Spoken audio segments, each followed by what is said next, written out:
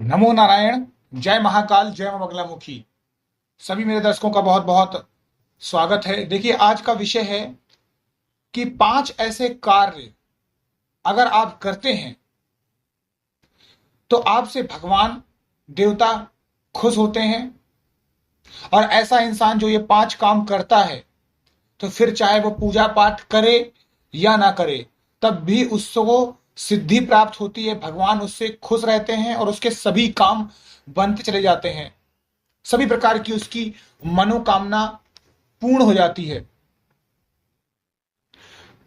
आप में से बहुत से लोग हैं जिनके पास समय नहीं रहता है, समय के अभाव में पूजा पाठ नहीं कर पाते हैं या साधना नहीं कर पाते हैं। साधना में थोड़ा सा पूजा पाठ की अपेक्षा ज्यादा समय लगता है। और कई लोगों के पास समय होता है तो वो साधना कर लेते हैं। अगर आपके पास समय है तो आप साधना ही करें, और अगर आपके पास समय नहीं है, कम है, तो आप पूजा करें। लेकिन अगर दोनों ही चीजें आपके पास अभाव है, तब आप यह 5 काम कर सकते हैं। और मैं तो बोलता हूं कि जो साधना और पूजा पाठ करते हैं उनको भी ये 5 कार्य करना चाहिए। बहुत ही आसान से काम है, लेकिन यकीन मान के चलिए ये आपके भाग्य को बदलने की क्षमता रखते हैं। आप सभी लोगों ने परोपकार का वर्ड सुना होगा कि परोपकार यानी दूसरों के लिए जो हम उपकार करते हैं। मनुष्य थोड़ा इससे ज्यादा कम अनजान है, लेकिन इसका अगर आपको उदाहरण देखना हो और समझना हो, तब आप नदियों से मिलिए। वो देखिए कैसे लोगों की प्यास बुझाती हैं।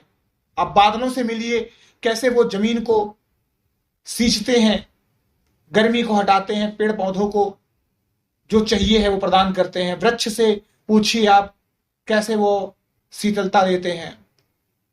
तो ये जो परोपकार है, यानी दूसरों के ऊपर उपकार हम करते हैं, उससे हमारा भी भला होता है और दूसरे का भी भला होता है। अब आप सोच रहे होंगे कि आपका भला कैसे होगा। आपका भला होगा कि जो आपके बुरे कर्म हैं वो हट जाएंगे, अच्छे कर्म आपके साथ जुड़े रहेंगे। क्योंकि ये चलने वाली साइकिल है जो कभी खत्म नहीं होती है। अच्छे कर्म अच्छे के साथ जुड़ेंगे, बुरे कर्म आपके साथ जुड़ते चले जाएंगे और ये साइकिल चलती चली जाएगी। तो 5 ऐसे कार्य, 5 ऐसे परोपकार जिनको करने से आपके भाग्य का उदय होता है, ईश्वर आपके साथ रहते हैं।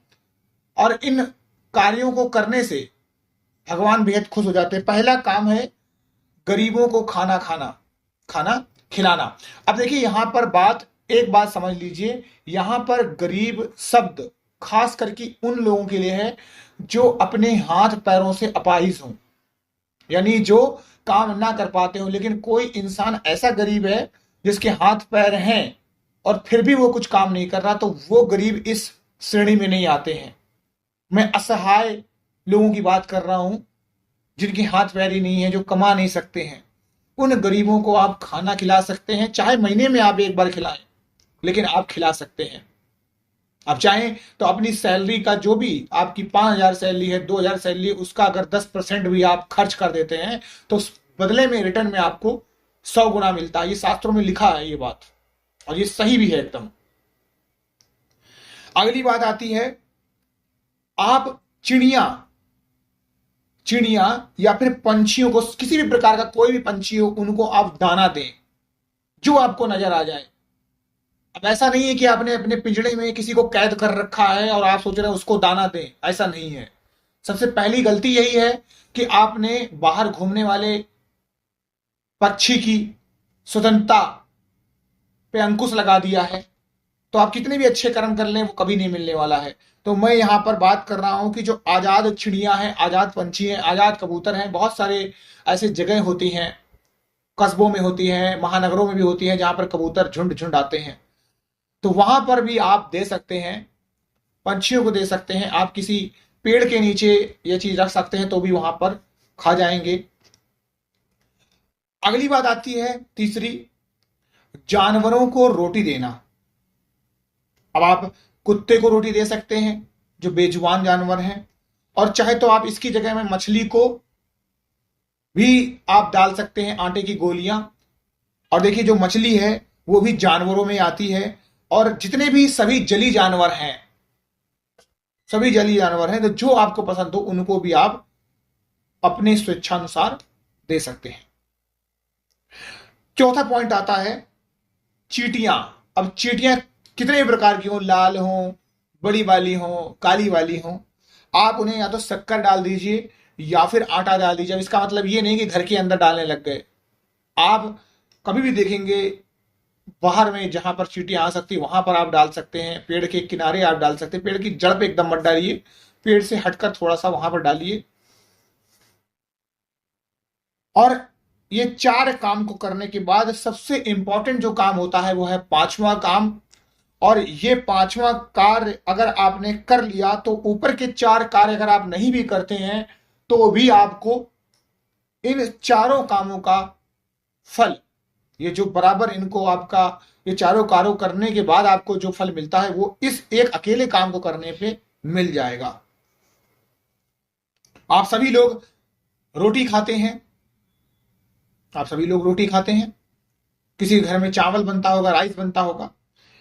जिनके घर में भी रोटी बनती है मैं उनकी बात कर रहा हूं। पहली रोटी के 4 टुकड़े कर लीजिए और उस 4 टुकड़े के पहला जो टुकड़ा होता है वो गाय के लिए रख दीजिए, दूसरा टुकड़ा आप कुत्ते के लिए रख दीजिए, तीसरा टुकड़ा आप कौवे के रख दीजिए और चौथा टुकड़ा आप चौराहे पर रख दीजिए। जो गाय होती हैं उनमें सभी प्रकार के देवी देवता निवास करते हैं। माँ कामधेनु है वो, और वो भी परोपकार करती है। तो गाय के लिए अगर आप रोटी रखते हैं और खिलाते हैं तो आपके से सभी देवी देवता प्रसन्न हो जाते हैं। अगली बात आती है कुत्ता। कुत्ता भगवान भैरव का प्रतीक है और इसी के साथ साथ कुंडली में राहु केतु के दोष को भी खत्म करता है, शनि के दोषों को भी खत्म करता है। तो जिन लोगों को शनि राहु केतु की प्रॉब्लम है तो कुत्ते को रोटी खिलाएं, यह आपकी समस्या सॉल्व हो जाएगी। तीसरी बात, कौवा। कौवा पितृ देव जो है, आपके जो पूर्वज हैं उनको रिप्रेजेंट करता है। तो कौवों को आप खाना खिलाते हैं तो आप अपने पितरों को प्रसन्न कर देते हैं। चौथी बात आती है चौराहा। अब चौराहे में क्यों रखा जाता है? कोई भी काम होता है वो चौराहे में इसलिए रखा जाता है कि जो भी बुरी चीज हो आपके घर से बला हो वो टल जाए और जो भी चीज भूखी हो वो उसको खा ले। अब उस चौराहे पे रखी चीज को चाहे कुत्ता खा ले या गाय खा ले, आपका काम डन हो गया। तो ये 5 चीजें हैं जिनको करने से आप भगवान को बहुत खुश कर सकते हैं। चाहे आप पूजा पाठ करें या ना करें, इससे कोई फर्क नहीं पड़ता है। आप सभी लोग खुश रहें, स्वस्थ रहें और आपकी आध्यात्मिक उन्नति होती रहे। मैं अपने इष्ट श्री हरि नारायण विष्णु से यही कामना करता हूं कि आप सभी लोग जो चाहते हैं वो पाएं। और इसी के साथ मुझे इजाजत दें। नमो नारायण। जय महाकाल, जय मां बगलामुखी।